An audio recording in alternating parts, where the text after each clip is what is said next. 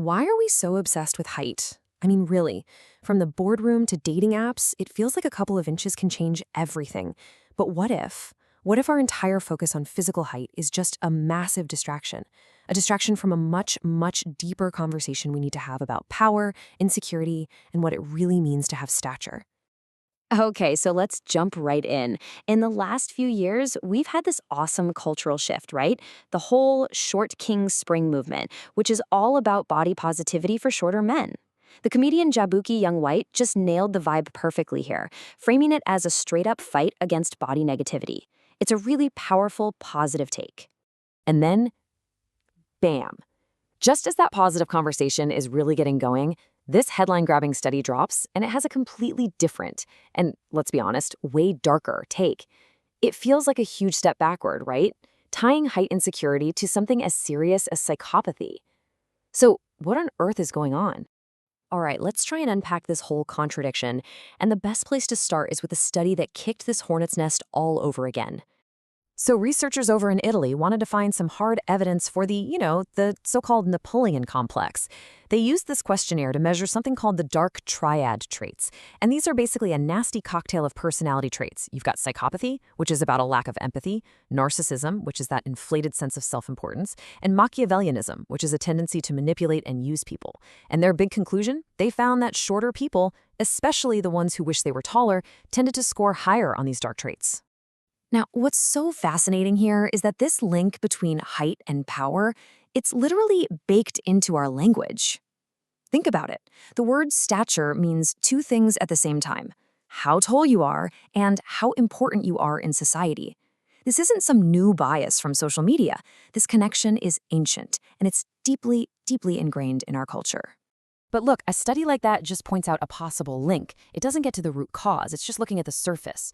To really get the why behind it all, why someone with a deep insecurity might act out in these ways, we have to go way deeper than modern stereotypes. We've got to look at some classic psychology. We need to talk about the feeling that can drive this whole thing, the inferiority complex. The famous psychologist Alfred Adler came up with this term more than 100 years ago. And an inferiority complex, well, it isn't just about feeling a bit down on yourself. No, it's this constant, nagging, overwhelming feeling that you are fundamentally less than everyone else around you. It's the belief that you have some deep flaw that makes you unworthy. So where does this feeling even come from?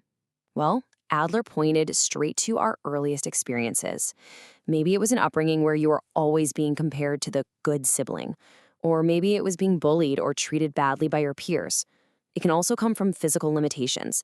And here's the key part. It doesn't even matter if those limitations are real or just something you perceive.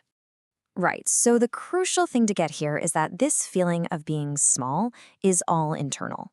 Picture this, a man who's, say, 5 feet tall. He has all the money, all the power anyone could ever dream of. But on the inside, spiritually, emotionally, he feels just as small as his insecurity screams that he is. So what does he do? He builds an illusion. When he gives these big motivational speeches, he's way up high, far away from the crowd. The security guys closest to him, they're also shorter men, which makes them look more like bodyguards. Meanwhile, the real security keeps the public at a huge distance. To the outside world, this guy looks like a giant. But inside, he's trapped, feeling completely insignificant. This deep feeling of being less than sends people on a desperate hunt for something, anything to fill that void. But so often, this just turns into a chase for an illusion, a kind of overcompensation that can never, ever truly satisfy you. And this is the trap that so many of us fall into. We confuse happiness with pleasure. See, pleasure is a goal. It's that instant hit of gratification. The new car, the promotion, the likes on a post. But it's fleeting, isn't it? It always leaves you feeling empty and wanting more. Real happiness, though, that's not a goal you can chase down. It's a byproduct. It's something that grows out of living a meaningful life, out of finding joy in simple, everyday things. And this is where the superiority complex comes crashing into the picture. It's really the other side of the same coin. It's a defense mechanism. All that flashy, aggressive, domineering behavior you see, that's not real confidence. According to Adler, it's a desperate, unconscious attempt to cover up and overcompensate for those deep, secret feelings of being inferior. It's all about building the illusion. And this whole thing creates such a damaging cycle. We see someone's outward show of power and success, their perfectly curated highlight reel, and we compare it to our own messy, complicated inner world full of struggles and insecurities. We mistake their illusion of happiness for the real thing, and it just makes us feel even worse about ourselves. So, if this cycle of overcompensating and chasing illusions just doesn't work, what does?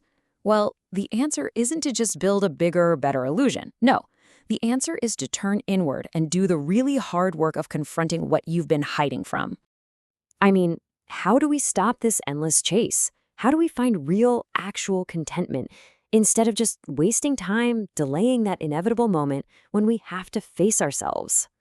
The incredible psychologist Carl Jung gave us a powerful way to think about this. He called it the shadow. Your shadow is basically everything about yourself that you refuse to look at.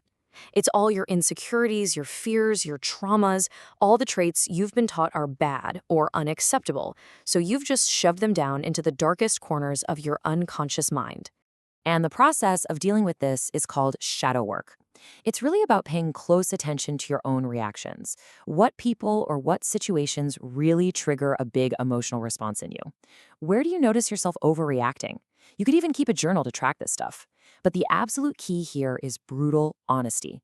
You have to be willing to finally face the parts of yourself that you have been running from. And I love this quote from Jung.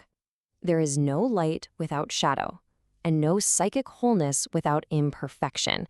It's just so profound. You can't become a whole person by pretending to be perfect. Real strength, real self-awareness comes from accepting your imperfections. You have to integrate your shadow, not try to destroy it. Which brings us all the way back to where we started. What does it actually mean to have stature? Well, we can see now that it has absolutely nothing to do with inches or centimeters. It is not about a physical measurement at all. And it's definitely not about the superiority complex. Building that fragile, flashy performance of power and confidence just to cover up the insecurities you feel inside, that's not strength. That's a prison. Real stature, it's internal. It's about achieving what Jung called psychic wholeness. It's the quiet confidence that comes from knowing and accepting all parts of yourself. The good, the bad, the light, and yes, the shadow. It's about finding the courage to face your fears so you can finally move past them and live a genuinely happy life. So, I'll leave you with this one question to think about. In your own life, whatever your insecurities might be, are you spending all your energy building an illusion for other people to see, or are you doing the real, hard, necessary work of building yourself?